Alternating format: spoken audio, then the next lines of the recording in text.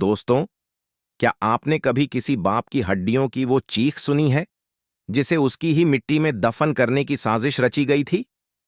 क्या आपने देखा है जब वर्दी पहनने वाला इंसान इंसानियत उतार फेंकता है? और क्या कभी किसी बेटी को देखा है जो खून से सने खेत में खड़ी होकर कानून का हाथ नहीं अपनी आत्मा उठाती है? ये कहानी है घनघोरिया गांव की, एक ऐसे बाप की जो पूरी जिंदगी खेत सींचता रहा और एक दिन उसी खेत में उसकी इज्जत को लाठियों से पीटा गया। और फिर उसकी बेटी आई, लेकिन अफसर बनकर नहीं, आग बनकर। और फिर क्या हुआ? वो खेत अदालत बन गया, लाठियां सबूत बन गईं और वर्दी वालों को उनके गुनाह घुटनों पर लाकर गिनाए गए। यह सिर्फ एक किसान की बेटी की कहानी नहीं है, यह एक जंग है। जंग उस सिस्टम से जो कमजोर की चीख नहीं सुनता। तो दोस्तों, यह कहानी आखिरी तक जरूर सुनना। और दोस्तों, आपको वीडियो अगर अच्छा लगे तो आप चैनल रेड लाइन स्टोरीज को सब्सक्राइब जरूर करें और कमेंट बॉक्स में हमें यह बताएं कि आपको वीडियो कैसा लगा। और आप हमें यह भी जरूर बताएं कि आप हमारी वीडियो देश के किस कोने से देख रहे हैं, क्योंकि जब मिट्टी इंसाफ मांगती है तो बाप की बेटी ही भगवान बनती है। सुबह की पहली किरणें अभी गांव घनघोरियां के धूल भरे आकाश में बिखरी ही थीं। सर्दी अभी पूरी तरह गई नहीं थी और खेतों में ओस की नमी अब भी झिलमिला रही थी। लेकिन उस दिन हवा में नमी नहीं थी, बल्कि अजीब सी बेचैनी थी, जैसे धरती कुछ कह रही हो, जैसे कोई सिसकती मिट्टी एक कहानी को जन्म देने जा रही हो। खेत नंबर 42 में, जहां कभी हल की लकीरें खिंचा करती थीं, वहां उस दिन खून बह रहा था।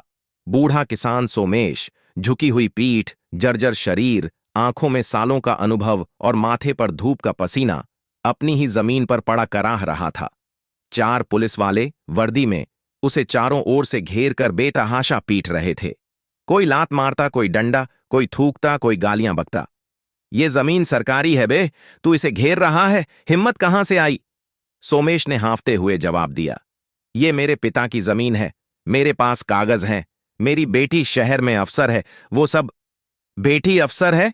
सिपाही नीरज हंसते हुए बोला, अरे अब तो और मजा आएगा। फिर एक लाठी उसके कंधे पर चली और वो वहीं गिर गया। उसका सिर मिट्टी से टकराया और उस मिट्टी ने खून को चुपचाप सोख लिया। गांव वाले पास ही थे। कोई कुएं पर पानी भर रहा था, कोई चाय पी रहा था, कोई बस दूर से देख रहा था। लेकिन किसी ने कुछ नहीं कहा।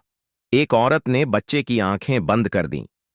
एक बुजुर्ग ने मुंह फेर लिया। एक लड़का मोबाइल से वीडियो बना रहा था, लेकिन चुपचाप। सोमेश की आंखें अब खुली थीं, लेकिन उनमें कोई गुस्सा नहीं था। सिर्फ एक नाम, एक उम्मीद, दिव्या। ये वही दिव्या थी जो उस खेत में कभी नंगे पांव दौड़ा करती थी, जो अपने बाप के साथ धान बोती थी, जो सर्दी की सुबह में अलाव के पास बैठकर किताबें पढ़ती थीं। और बाप हर बार कहता था, बेटी, तू अफसर बनना, ताकि तू खेत को भी बचा सके और बाप को भी। और वो बन गई थी। आईपीएस ट्रेनिंग के बाद उसे इंदौर में तैनाती मिली थी। लेकिन आज उस बेटी को नहीं पता था कि उसके बचपन की मिट्टी में अब खून बह रहा है, और वो खून किसी अजनबी का नहीं, उसके बाप का था। गांव के डाकिया रामशरण ने कांपते हाथों से फोन निकाला और दिव्या का नंबर डायल किया। 3 बार घंटी बजी। चौथी बार उसने फोन उठाया। हाँ, बोलिए। बिटिया, मैं रामशरण। सोमेश काका को पुलिस मार रही है खेत में। बहुत बुरा हाल है बिटिया, जल्दी आओ। दिव्या ने कुछ नहीं कहा, सिर्फ फोन काट दिया। इंदौर कलेक्ट्रेट में उस वक्त मीटिंग चल रही थी। टेबल पर 5 अधिकारी बैठे थे और दिव्या उन सबके बीच में थी। लेकिन वो उठ खड़ी हुई, बिना कुछ कहे, बिना अनुमति के। मैम, मीटिंग चल रही है, किसी ने टोका। मेरे लिए नहीं। उसने सरकारी मोबाइल बंद किया, खुद ही अपनी गाड़ी की चाबी उठाई और ड्राइवर को बुलाए बिना खुद स्टार्ट कर दी। कोई सायरन नहीं, कोई स्टाफ नहीं, कोई सुरक्षा नहीं। बस एक सफर था, एक बेटी का सफर, जो अब अफसर नहीं थी, सिर्फ एक इंसान थी। गाड़ी गांव की ओर भाग रही थी, लेकिन दिल, वो तो पहले ही खेत में पहुंच चुका था। दिव्या की आंखों में अब अफसरों की चमक नहीं, बल्कि एक बेताबी थी। सड़क पर दौड़ती गाड़ी के साथ उसकी यादें भी दौड़ रही थीं। दिव्या, तू बड़ी होकर क्या बनेगी? बाप ने पूछा था। आपके जैसी मिट्टी बचाऊंगी, बच्ची ने मुस्कुराकर कहा था। और अब वही मिट्टी उसी बाप का खून पी रही थी। गांव के अंदर आते ही उसकी गाड़ी को लोग पहचान नहीं सके। कोई सोचा एमएलए आई है, कोई बोला शायद एनजीओ की गाड़ी है, लेकिन दिव्या सीधे खेत की ओर बढ़ गई। रास्ते में उसे किसी से कुछ नहीं पूछना पड़ा। वो खेत पहचानती थी, वो मिट्टी पहचानती थी, वो हल की लकीरें, वो आम का पेड़, वो कुआं, सब उसके बचपन का हिस्सा था। जैसे ही वो खेत में पहुंची, सामने वही दृश्य। बाप पड़ा था खून में लथपथ, और 4 पुलिस वाले अब भी खड़े थे, जैसे कुछ नहीं हुआ। रुको! उसकी आवाज बिजली की तरह गूंजी। चारों पुलिस वाले एक पल को चौंके। एक ने बोला, कौन हो तुम? दिव्या, आईपीएस। उसने जेब से पहचान पत्र निकाला और आगे बढ़कर अपने पिता के पास बैठ गई।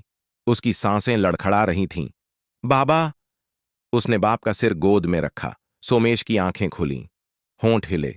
बिटिया, बस इतना ही बोल सका था। गांव वाले अब पास आने लगे। कोई भीड़ जुटी नहीं थी, लेकिन सन्नाटा टूट रहा था। तुम चारों ने मारा इसे? एक सिपाही ने हिम्मत की। मैडम, ये जमीन सरकारी है, हमें आदेश था। किसका आदेश था? तहसील से, विजय सर का। दिव्या उठ खड़ी हुई। अब उसकी आंखों में आंसू नहीं थे, अब वहां सिर्फ पत्थर था। एक सख्ती थी जो ट्रेनिंग से नहीं, अपमान से आई थी। उसने कहा, तुमने किसान को नहीं, मेरे पिता को मारा है, और अब ये केस यहां नहीं रुकेगा। उसने गाड़ी से वायरलेस निकाला और जिला कंट्रोल रूम को कॉल किया। एफआईआर दर्ज करो, धारा 307, 4 पुलिसकर्मी, नाम मैं भेज रही हूं, और एक एम्बुलेंस भेजो, तुरंत। फिर उसकी नजर मिट्टी पर गई, जहां खून अभी भी बह रहा था। उसने मिट्टी को हाथ से उठाया और कहा, आज से ये सिर्फ जमीन नहीं, गवाही बनेगी। एम्बुलेंस आई, पर बहुत देर से। गांव के मुख्य रास्ते में जब एम्बुलेंस की चीखती आवाज गूंजी, तब तक खेत में मौजूद हर इंसान जान चुका था कि अब यहां कोई आम बेटी नहीं खड़ी, आईपीएस दिव्या खड़ी है। सोमेश को स्ट्रेचर पर लादा गया। शरीर का एक हिस्सा सुन्न हो चुका था। दिव्या उसके साथ एम्बुलेंस में नहीं बैठी। उसने सिर हिलाकर पैरामेडिक को कहा, सीधे जिला अस्पताल, रास्ते में ऑक्सीजन मत रुकने देना, आईसीयू तैयार होनी चाहिए। वो मुड़ी और सीधे खेत की उस झोंपड़ी की ओर चली, जहां उसके पिता दिन में छांव लिया करते थे। झोंपड़ी अब वीरान थी।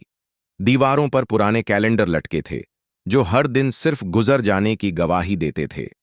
वहां बैठकर दिव्या ने अपनी वर्दी का बैज जेब से निकाला और सामने रखा। अगर आज इस बैज ने न्याय न दिया, तो इसका कोई मतलब नहीं।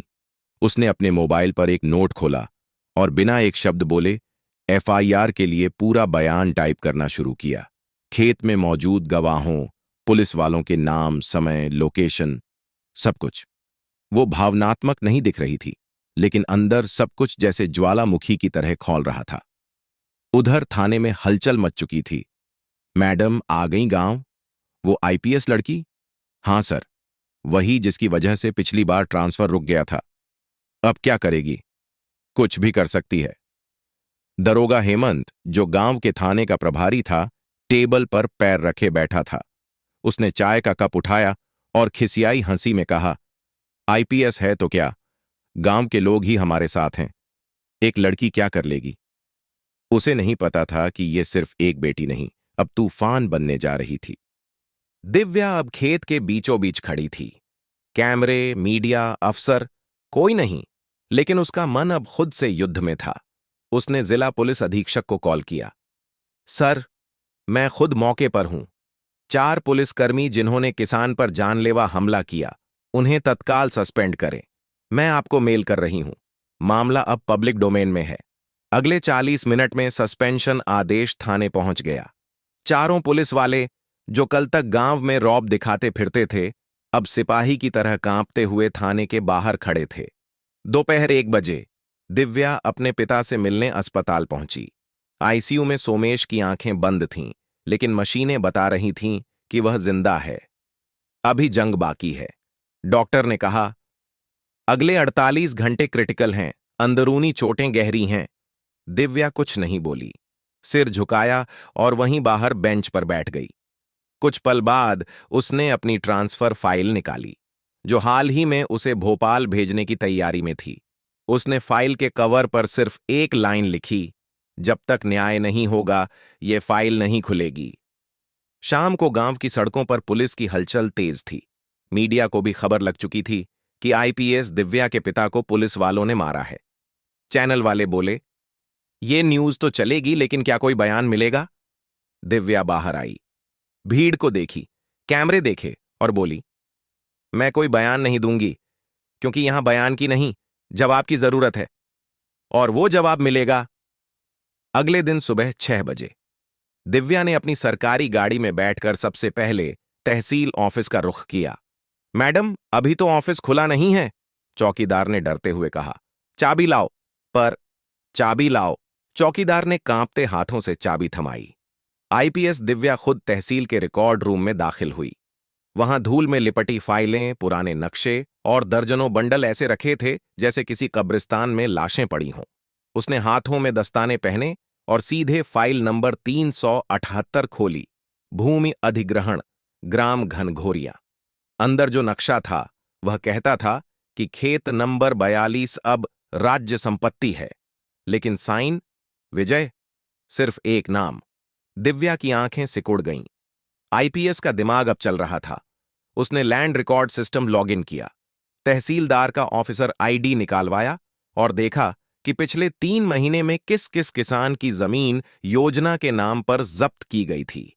12 केस, 12 ही किसान, और उनमें से 6 को पुलिस ने किसी न किसी केस में फंसाया था। अब दिव्या ने निश्चय कर लिया, यह सिर्फ उसके पिता का मामला नहीं है, अब यह पूरी व्यवस्था का मामला है।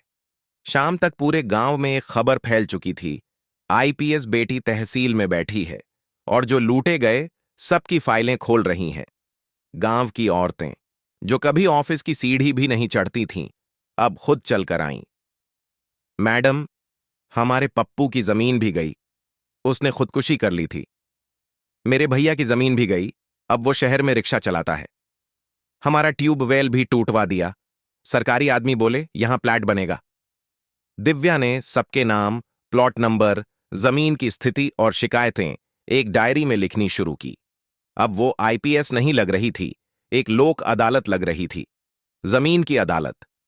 8 बजे रात एसपी का फोन आया। मैडम, मीडिया में बात ज्यादा फैल रही है, जिले का नाम खराब हो रहा है, आप चाहें तो हम एक कमेटी बना दें जांच की। दिव्या ने सिर्फ इतना कहा, अब कमेटी नहीं, कोर्ट में केस बनेगा। लेकिन ऊपर से भी दबाव है। ऊपर वाले खेत में नहीं पड़े थे सर, मेरे बाप की हड्डियां टूटी हैं और मैं टूटी नहीं हूं।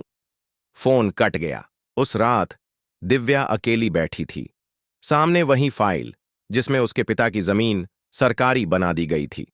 उसने चुपचाप उस पेज को देखा और जलाया नहीं। फाइल को बंद किया, माथे पर हाथ रखा और कहा, कल से जवाब नहीं दूंगी, कार्रवाई करूंगी। सुबह के 5 बजे थे। गांव में सूरज की पहली किरण अब भी झोपड़ियों की टिन की छत पर उतरी ही थी, लेकिन खेत नंबर 42 पर उस सुबह सिर्फ सूरज की रोशनी नहीं फैली थी, वहां अब एक नई रोशनी आ रही थी, न्याय की। दिव्या ने रात को ही जिला कलेक्ट्रेट को मेल भेजकर मांग की थी, कल सुबह मैं स्वयं अपनी निगरानी में जांच करूंगी। कृपया मौके पर मेडिकल टीम, रिकॉर्डिंग स्टाफ और पंचनामा अधिकारी को भेजा जाए। और ठीक 6:45 पर वह गाड़ी से खेत के सामने पहुंची। कंधे पर वर्दी, लेकिन आज उसकी चाल में अफसर नहीं, बेटी की आग थी। खेत के किनारे लोग जमा होने लगे थे, कोई मुंह पर गमछा बांधे, कोई हाथ में मोबाइल थामे, तो कोई बस चुपचाप दूर से देखता हुआ, जैसे कोई बड़ा फैसला होने वाला हो। दिव्या बिना कुछ कहे खेत के बीचों बीच जाकर खड़ी हो गई। वहां अब खून नहीं था, लेकिन मिट्टी अब भी लाल थी। उसने चारों पुलिस वालों को वहीं बुलवाया। सस्पेंड होने के बाद अब वे सभी सादे कपड़ों में थे, लेकिन आंखों में खौफ था। खेत में ही खड़े रहो, मैं नहीं चाहती तुम थाने की चारदीवारी में छुपो। तुमने यही जमीन अपमानित की है, अब यही जमीन तुम्हारा सामना करेगी। दिव्या ने सबके सामने अपने पर्स से पहचान पत्र, रजिस्टर और एक काली कलम निकाली। नाम बोलो, एक एक कर। सिपाही 1, नीरज तिवारी, सिपाही 2, कमलेश मीणा, सिपाही 3, संतोष, सिपाही 4, राकेश वर्मा। दिव्या ने चारों के नाम बिना देखे लिखा, फिर सीधा पूछना शुरू किया। सोमेश, किसान को क्यों पीटा गया? नीरज चुप। कमलेश बोला, हमें बोला गया था कि सरकारी जमीन पर अवैध कब्जा हटाना है। किसने बोला था? तहसील से विजय सर ने। लिखित आदेश था? नहीं, मौखिक निर्देश थे। वीडियो रिकॉर्ड है, गवाह हैं, मेडिकल रिपोर्ट है, और तुम कह रहे हो मौखिक? वहां खड़े पंच अधिकारी ने कहा, मैडम, पंचनामा के लिए हम तैयार हैं। शुरू कीजिए। फिर जो हुआ वह गांव के इतिहास में पहली बार हुआ। खेत को कोर्ट में बदल दिया गया, गवाहों को बुलाया गया। वहीं एक पेड़ के नीचे 2 प्लास्टिक की कुर्सियां रखी गईं। एक पर दिव्या बैठी, दूसरी पर एक महिला सब इंस्पेक्टर जो सब रिकॉर्डिंग कर रही थी। पहली गवाह भूरी बाई, उम्र 68। बोलिए भूरी बाई, आपने क्या देखा? मैं पानी भरने गई थी कुएं पर। देखा सोमेश भैया खड़े थे। पुलिस वाले आए, बिना पूछे डंडे बरसाने लगे। कोई चेतावनी दी?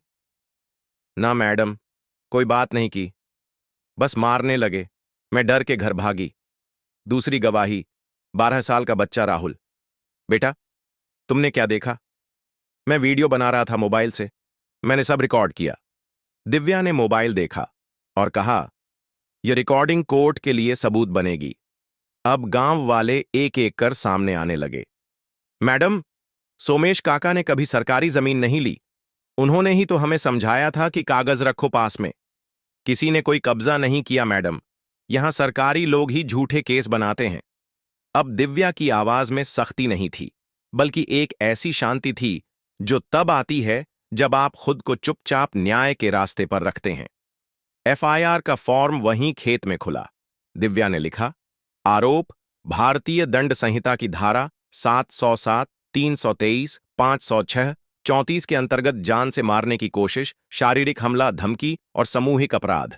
पीड़ित श्री सोमेश, उम्र 65 वर्ष, निवासी ग्राम घनघोरिया।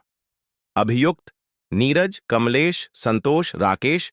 सह आरोपी तहसीलदार विजय। प्रारंभिक जांच में। अब मामला थाने नहीं, कोर्ट में जाने वाला था। दिव्या खड़ी हुई और भीड़ की तरफ मुड़ी। आज ये खेत कोर्ट है और आप सब इस केस के जज। क्या आप गवाही देंगे? अगर जरूरत पड़ी तो? भीड़ से एक साथ आवाज आई, हां देंगे। तो याद रखिए, अब आप सिर्फ दर्शक नहीं, नागरिक हैं। अगर आप खामोश रहे तो अगली बार किसी और का खून बहाया जाएगा। दोपहर तक पुलिस की एक और टीम आई, आरोपियों को औपचारिक रूप से गिरफ्तार करने के लिए। चारों सिपाही गाड़ी में चढ़ाए गए। जाते वक्त उनमें से एक बोला, मैडम, हमें माफ कर दो, हमें मजबूरी में भेजा गया था। दिव्या ने कहा, तुम्हारे डंडे मजबूरी नहीं थे, वो इंसानियत पर किया गया अपराध था। शाम होते होते उस खेत में सैकड़ों लोगों की भीड़ हो गई थी। अभी तो कार्रवाई शुरू हुई है, दिव्या ने कहा।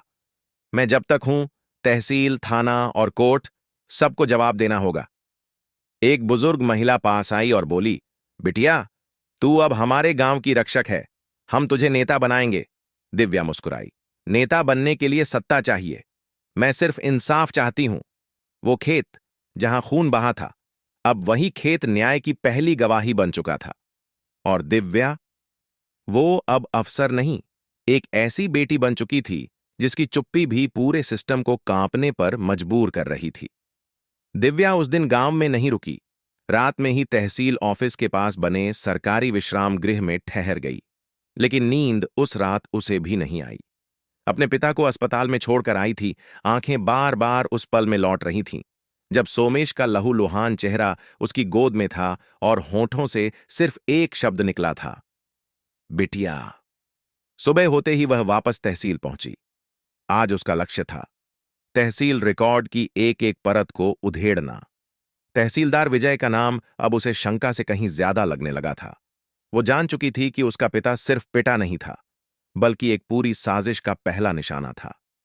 तहसील कार्यालय में जब वह दाखिल हुई तो माहौल असहज था। क्लर्क एक दूसरे की ओर देख रहे थे। टाइपराइटर की आवाजें धीमी पड़ गई थीं। सामने विजय अपनी मेज पर बैठा हुआ था, बालों में गीला तेल, कलाई पर घड़ी और आंखों में अजीब सी बेचैनी। मैडम, नमस्ते। विजय खड़ा हुआ। दिव्या उसकी ओर बिना देखे बोली, रिकॉर्ड रूम की चाबी लाओ और कोई फाइल छुए नहीं। विजय ने एक पल सोचा, फिर बोला, मैडम, अगर कोई बात हो तो आप मुझसे कह सकती हैं। आपसी गलतफहमी होगी। चुप रहो। वो पहली बार दहाड़ी थी। मेरे बाप का खून तुमने गलती में नहीं बहाया। मुझे पूरा सच चाहिए। और अब यह तहसील मेरी जांच के दायरे में है। रिकॉर्ड रूम खुला। दिव्या ने सरकारी आदेश के तहत 2 न्यायिक क्लर्क बुलाए थे, जो हर दस्तावेज की जांच और पंचनामा बनाएंगे। तहसील के सभी भूमि अधिग्रहण मामलों की फाइलें लाइन से रखवाई गईं। पहली फाइल खोली, खेत नंबर 42, नाम सोमेश, स्टेटस सरकारी योजना में समर्पित, दस्तावेज पर सिग्नेचर विजय। दिव्या ने गहराई से देखा, साइन के नीचे की तारीख कटी हुई थी और ऊपर से नया पेन चलाकर बदली गई थी। ये दस्तावेज कब बना? उसने रिकॉर्ड स्टाफ से पूछा। क्लर्क ने रजिस्टर देखा। 17 जून को फाइल दाखिल हुई थी। और पुलिस द्वारा हमला? दिव्या ने अपने मोबाइल पर केस टाइम देखा। 18 जून की सुबह, मतलब महज 24 घंटे के अंदर कागज बनाए गए, आदेश दिए गए और जमीन पर कब्जा करने की कार्यवाही भी हो गई। ये कोई अफसर की गलती नहीं थी, यह योजना थी। अब दिव्या ने सभी उन किसानों की फाइलें निकलवाईं जिनकी जमीनें पिछले 2 महीने में सरकारी योजना के तहत जब्त की गई थीं। 12 फाइलें सामने थीं। हर फाइल में 2 बातें समान थीं। एक, किसी न किसी सरकारी अधिकारी की साइन जिनमें विजय का नाम सबसे ज्यादा था। और 2, हर केस में या तो पुलिस कार्रवाई हुई थी या व्यक्ति ने तहसील से संपर्क बंद कर दिया था। एक फाइल में एक किसान का नाम रघु था, जिसकी जमीन भी अधिग्रहित दिखाई गई थी, जबकि वो अभी भी उसी खेत में हल चला रहा था। दिव्या ने तुरंत रघु को बुलवाया। रघु, तुम्हारी जमीन सरकारी योजना में क्यों डाली गई? रघु हड़बड़ाया। मैडम, मुझे नहीं पता। कोई कागज नहीं मिले मुझे। तहसील से कहने गए थे तो भगा दिया गया। भगा दिया गया? हाँ मैडम, विजय बाबू ने कहा। बहुत सवाल करोगे तो तुम्हारे घर से भी नोटिस भेज देंगे। दिव्या की आंखों में अब आग थी। अभी जांच चल ही रही थी कि तहसील के पीछे एक झोपड़ी में से एक कर्मचारी भागता हुआ आया। मैडम, एक अजीब बात हुई है। पीछे गोदाम में कुछ पुरानी फाइलें पड़ी थीं। उनमें से कुछ जली हुई हैं। जली हुई? हाँ, शायद किसी ने जानबूझकर जलाने की कोशिश की है। दिव्या बिना समय गंवाए झोपड़ी में गई। छत टपक रही थी। दीवारें गीली थीं, लेकिन एक कोने में लकड़ी की अलमारी के पीछे राख के ढेर थे। कागज की गंध अभी भी ताजा थी। कुछ पन्ने आधे जले थे, लेकिन उनमें खेतों के नक्शे थे, किसान के नाम और असली स्वामित्व रजिस्टर की छाया प्रति। दिव्या ने एक जलता हुआ टुकड़ा उठाया। उस पर लिखा था, खेत संख्या 42, मालिक श्री सोमेश, स्वीकृत।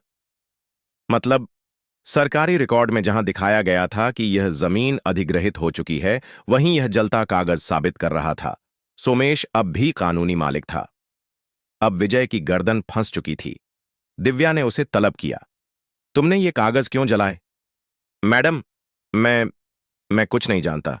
ये झोपड़ी तो पहले से बंद रहती है। और इसकी चाबी? मेरे पास नहीं। दिव्या ने एक बॉक्स निकाला। सीईटीवी कैमरों की रिकॉर्डिंग डिवाइस। ये सरकारी ऑफिस है। यहां सीईटीवी रिकॉर्डिंग होती है। मैं खुद फुटेज देखूंगी। कौन इस झोपड़ी में गया, कब गया और किसने अलमारी खोली। विजय अब पूरी तरह पसीने में डूब चुका था। अब दिव्या ने पुलिस अधीक्षक को लिखा, तहसील अधिकारी विजय पर भारतीय दंड संहिता की धारा 467 जालसाजी, 201 सबूत मिटाना और 120 षड्यंत्र के तहत केस दर्ज हो और उसे तत्काल निलंबित किया जाए। उस दिन के अंत तक विजय को निलंबन का पत्र सौंपा जा चुका था, लेकिन अभी खेल पूरा नहीं था। शाम को एक गुप्त कॉल आया। मैडम, आप जो कर रही हैं वो ठीक है, लेकिन इससे कुछ लोग बहुत नाराज हैं। एक नेता है शहर में, प्रकाश नाम है उसका। सब कुछ उसी के इशारे पर होता है। विजय, पुलिस, बिल्डर सब उसी के आदमी हैं। आप कौन? मुझे नाम मत पूछिए, बस इतना जान लीजिए, अब जो करने जा रही हैं वो खतरनाक है। फोन कट गया। दिव्या अब जान चुकी थी, यह लड़ाई किसी खेत की नहीं, किसी जमीन की नहीं। यह लड़ाई उस व्यवस्था से थी जो सत्ता के नाम पर लाशें बनाती है और फिर उन्हें जमीन में गाड़ देती है। वो अब अकेली नहीं थी। उसके पीछे गांव की आवाजें थीं। उसके सामने एक भ्रष्ट सिस्टम था और उसके भीतर एक बाप की टूटी हड्डियों की गूंज जो हर रात उसे कहती थी, बिटिया अब रुकना मत। गांव की हवा अब बदल चुकी थी। जहां पहले लोग खामोश रहते थे वहां अब फुसफुसाहटें थीं, और इन फुसफुसाहटों में एक नाम बार बार तैरता था, प्रकाश, शहर का एमएलए, जिसने हर सरकारी विभाग को अपनी जेब की तरह इस्तेमाल किया, जिसका नाम कभी एफआईआर में नहीं आया लेकिन हर फाइल के नीचे उसकी परछाई दिखती थी। स्कूलों की टाइल्स हों या अस्पतालों की दीवारें, उसकी कंपनी के नाम ही लिखे होते थे। और अब तहसील में विजय जैसे अफसर, थाने में हेमंत जैसे दरोगा और फील्ड में सिपाही, सब उसी के इशारे पर चल रहे थे। लेकिन अब दिव्या ने इशारे नहीं, सीधे जड़ पर चोट करनी शुरू की थी। उस दिन सुबह 10 बजे दिव्या जिला कलेक्टर के ऑफिस पहुंची, हाथ में दर्जनों फाइलें और सबूत। अंदर जाते ही कलेक्टर ने उठकर अभिवादन किया, पर दिव्या ने सीधा कहा, सर, यह लड़ाई अब ऑफिस स्तर की नहीं रही। इसमें राजनीतिक हस्तक्षेप है। मैं कोर्ट से अनुमति चाहती हूं, एमएलए प्रकाश के ठिकानों पर छापेमारी के लिए। कलेक्टर कुछ क्षण चुप रहा, फिर बोला, मैम, ये बड़ा नाम है, बहुत विरोध होगा, ऊपर तक बात जाएगी। मुझे फर्क नहीं पड़ता सर, आज वो किसी किसान को मारा है, कल किसी अफसर को भी मरवा सकता है। कोर्ट में जब दिव्या ने सारी फाइलें पेश कीं, अधिग्रहण के फर्जी कागज, जली हुई फाइलों की रिपोर्ट, किसानों की गवाहियां और सबसे अहम, तहसील से मिले एक लेटर में प्रकाश का लिखा हुआ नोट, इन जमीनों को योजना में लाओ, कंपनी को सप्लाई चाहिए, तब कोर्ट ने स्वीकृति दे दी। अगले 48 घंटे में एमएलए प्रकाश के घर और दफ्तर पर रेड होनी थी। अब प्रकाश को भनक लग चुकी थी। वो चुप नहीं बैठा। उसने अपने एक करीबी नेता को बुलाया, जिसका नाम था हरिओम। उसकी बातचीत रिकॉर्ड में बाद में आई, लेकिन उस पल वो एक कमरे में गंदे इरादों के साथ बैठा था। एक आईपीएस लड़की, हमारी नींद खराब कर दी है इसने, बोलो क्या करना है। हरिओम हंसा, बाप को तो मरा समझो, अब बेटी को भी दबा देंगे। वीडियो निकालो, कोई अफवाह उड़ाओ और जरूरत पड़े तो ट्रांसफर करवाओ। प्रकाश बोला, मैं सीएम ऑफिस तक कॉल कर सकता हूं, ये लड़की टिक नहीं पाएगी। दिव्या को इस बातचीत की खबर नहीं थी, लेकिन उसी शाम उसका स्टाफ एक यूएसबी लेकर आया। मैडम, हमें सूचना मिली कि प्रकाश के पीए के लैपटॉप से कुछ डेटा चोरी हुआ है। उसमें एक रिकॉर्डिंग है, सुनना चाहेंगी? यूएसबी लगाई गई, ऑडियो चलती है। आईपीएस की बेटी है तो क्या हुआ, बाप मर जाएगा तो अफसर भी टूट जाएगी। वर्दी क्या करेगी जब चिता जल रही हो? दिव्या के हाथ कांपे। ये वही भाषा थी जो उसके पिता की लहूलुहान देह पर बरसी थी। वो अब सिर्फ धमकी नहीं, ये सिस्टम की गाली थी, इंसाफ के मुंह पर। दिव्या ने एक पल भी गंवाए बिना वो ऑडियो जिला प्रशासन को भेजा, फिर खुद प्रेस को बुलाया।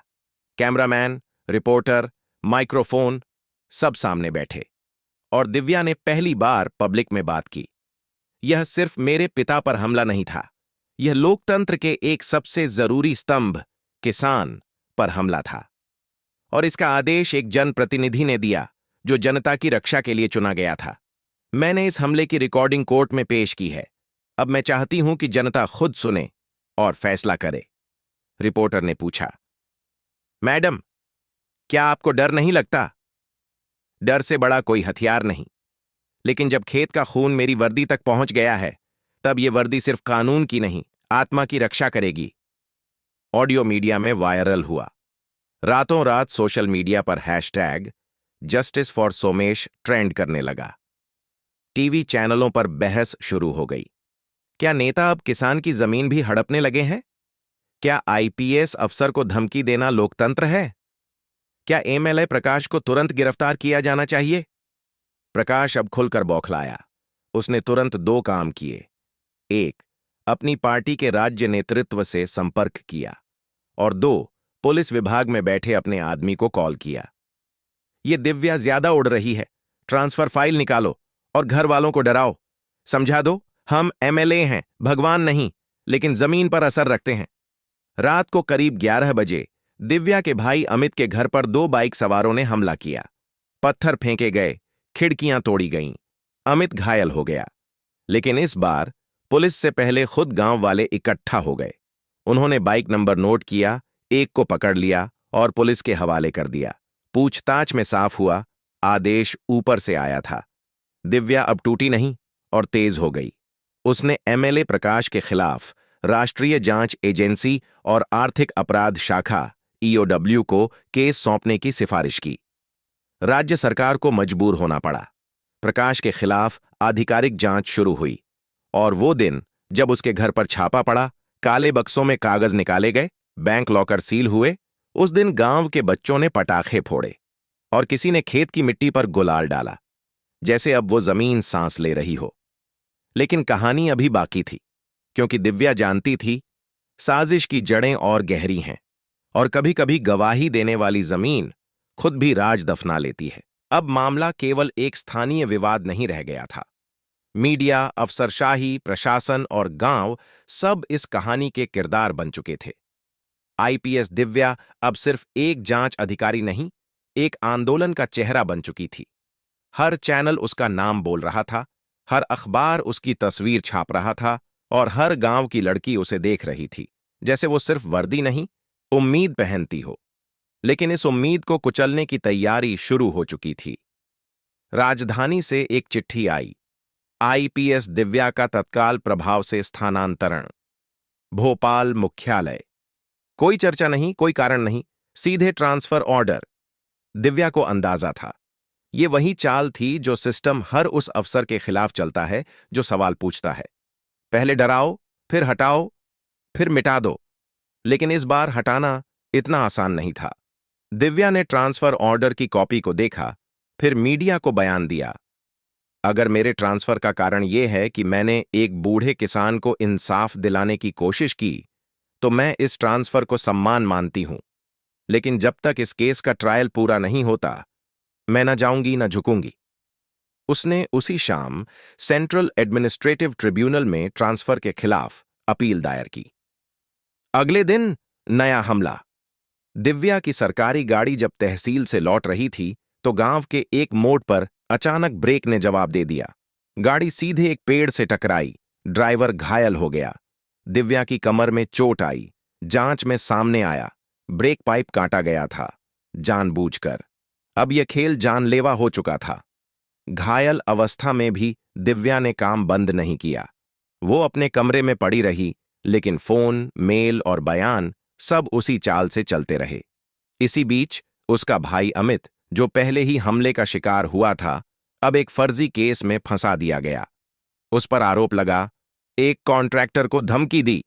एफआईआर दर्ज हुई और पुलिस घर लेने पहुंची। लेकिन गांव वाले फिर सामने आ गए। हमने सब देखा था, अमित घर से बाहर नहीं निकला था।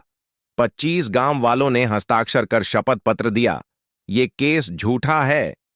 एफआईआर कोर्ट से खारिज हो गया। दिव्या जान चुकी थी, ये खेल अब सिस्टम से बाहर नहीं, सिस्टम के भीतर से खेला जा रहा है। उसने तुरंत एनआईए और ईओडब्ल्यू को पत्र लिखा, मुझे संदेह है कि प्रशासन के कुछ भीतर बैठे लोग इस साजिश का हिस्सा हैं। कृपया विशेष जांच टीम गठित की जाए जिसमें लोकल स्टाफ शामिल न हो। राज्य सरकार पर दबाव अब चारों ओर से था। सोशल मीडिया, किसान संगठन और विपक्षी दलों ने खुला समर्थन दिया। राज्य ने मजबूरी में सहमति दी। एक संयुक्त जांच दल बना, जिसमें सीबीआई स्तर के अधिकारी भी शामिल हुए। जांच शुरू हुई और परतें खुलनी शुरू हुईं। तहसील से जब्त फाइलों में दिखा, प्रकाश की कंपनी ने एक बिल्डर के साथ मिलकर 320 एकड़ जमीन के नक्शे पहले ही तैयार कर लिए थे। नक्शों में प्रस्तावित कॉलोनी, कमर्शियल प्लॉट और रोड मैप बने हुए थे, जबकि गांव वालों की जमीन अभी तक आधिकारिक रूप से सरकारी नहीं बनी थी। इन नक्शों पर जिन अफसरों के हस्ताक्षर थे, उनमें से 4 अब सरकारी सेवा में नहीं थे और 2 रिटायरमेंट के बाद उसी बिल्डर कंपनी में कंसल्टेंट बन चुके थे। बिल्डर कंपनी के अकाउंट्स की जब जांच हुई, तो सामने आया, पिछले 3 सालों में करीब 14 करोड़ 77 लाख रुपए चैरिटी, पब्लिक रिलेशन और पारिवारिक व्यय के नाम पर निकाले गए थे, जिनमें से अधिकांश कैश में थे। एक पुराना व्हाट्सएप चैट मिला, जिसमें एक नेता ने लिखा था, जमीन हमारे पास हो, फाइलें सरकारी के नाम पर चलें और किसान को पता भी न चले। जांच का दायरा अब गांव से निकलकर राज्य भर में फैल चुका था। दिव्या ने हर पीड़ित किसान की सूची बनाई, कुल 46 नाम। हर एक से मिलकर बयान लिया, उनके मूल दस्तावेजों की कॉपी कोर्ट को सौंपी और न्यायिक प्रक्रिया को तेज करने के लिए हाई कोर्ट में याचिका दायर की। अब कोर्ट के सामने मामला था किसान बनाम सत्ता। लेकिन सबसे बड़ा झटका तब आया जब बिल्डर की जमीन पर छापा पड़ा और वहां से एक गुप्त तहखाना मिला। वहां रखे थे भू स्वामित्व के सैकड़ों कागज, सिग्नेचर स्टैम्प और खाली नक्शे, जिन्हें नाम बदलकर भरने की योजना थी। इस तहखाने में सीसीटीवी कैमरा नहीं था, कोई सरकारी मंजूरी नहीं थी, लेकिन वहां पर गांव के नाम साफ साफ लिखे थे। घनघोरियां प्रमुख। अब देश के कई न्यूज चैनल दिव्या के गांव तक पहुंच चुके थे। जनता का समर्थन अब उसके साथ था। लेकिन दिव्या जानती थी ये समर्थन कुछ नहीं, जब तक अंतिम फैसला कोर्ट नहीं देता। उसने अपने ऊपर हुए हमलों को लेकर भी केस दर्ज कराया और कहा, मुझे नहीं चाहिए सुरक्षा, मुझे चाहिए न्याय। अगर मुझे मार भी दिया जाए तो ये रिकॉर्ड रहे कि मैंने सच के लिए आखिरी सांस तक लड़ाई लड़ी। उस रात अस्पताल से फोन आया, मैडम, सोमेश जी को होश आ गया है। दिव्या दौड़ती हुई पहुंची।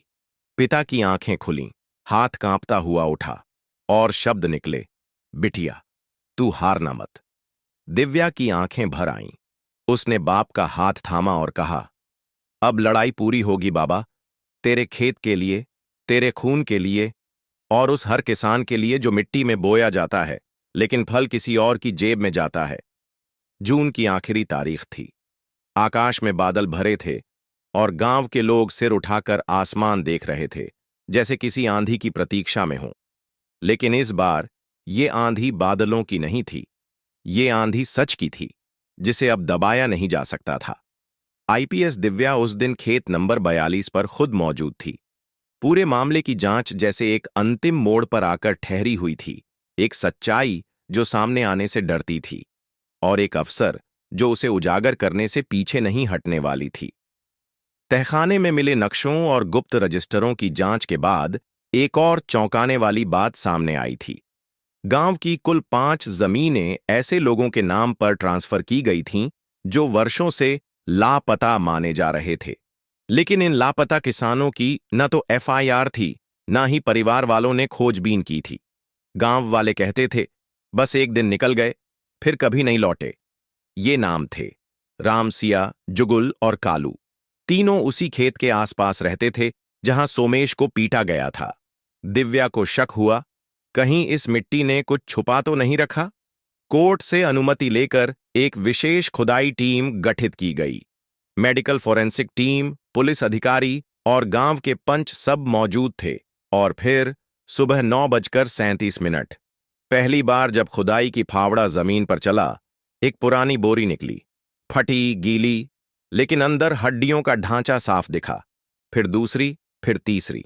कुल 3 कंकाल मिले, सभी एक के ऊपर एक गाढ़े गए थे। वहीं पर मिले कुछ वस्त्रों के टुकड़े, बेल्ट और मटमैले कपड़े, जिनमें से एक की जेब में अभी भी एक पुराना चिट्ठा मिला। उस चिट्ठी में लिखा था, अगर मैं ना लौटूं तो जान लेना, मेरी जमीन कोई छीन रहा है। नाम जुगुल। पूरा गांव सन्न। मीडिया, प्रशासन, जनता, सबकी आंखों में खून उतर आया। एक बार फिर वही खेत गवाह बना था, अब के इंसाफ की नहीं, इंसाफ से पहले मारे गए उन लोगों की। दिव्या वहीं घुटनों पर बैठ गई। उसने अपनी आंखें बंद कीं और कहा, ये मिट्टी अब सिर्फ खेत नहीं, ये श्मशान है उन आत्माओं का जिन्हें इस व्यवस्था ने मारकर गाड़ दिया।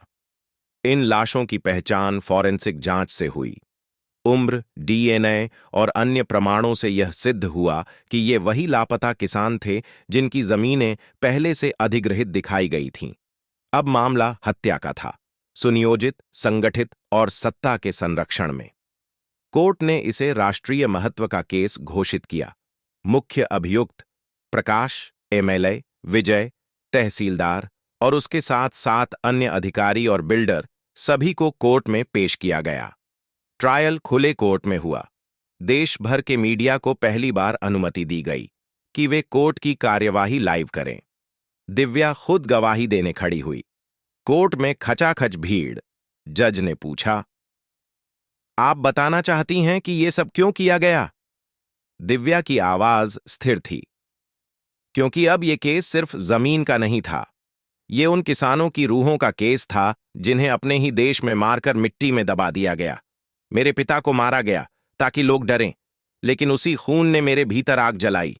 मैंने देखा है एक पिता को अस्पताल में तड़पते हुए, और मैंने देखा है एक खेत को सिसकते हुए।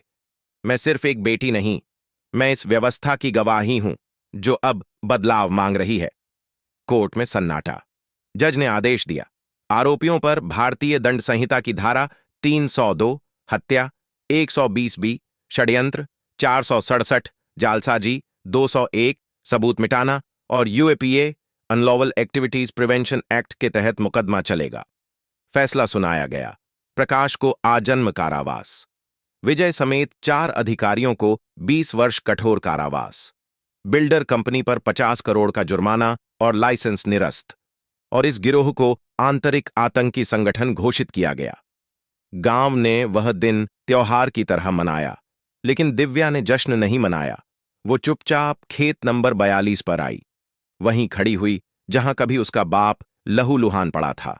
अब वहां मिट्टी समतल थी, एक मूर्ति बन चुकी थी, न्याय की बेटी दिव्या। उसके नीचे लिखा था, जिस मिट्टी में खून बहा उसी में इंसाफ होगा। आईपीएस दिव्या का ट्रांसफर अब रद्द हो चुका था। उसे राष्ट्रीय वीरता सम्मान दिया गया। पर जब रिपोर्टर ने पूछा, आपको कैसा लगता है, उसने कहा, यह सवाल मेरा नहीं, उन बेटियों का है जो अपने बाप को खेत में गिरा हुआ नहीं देखना चाहती।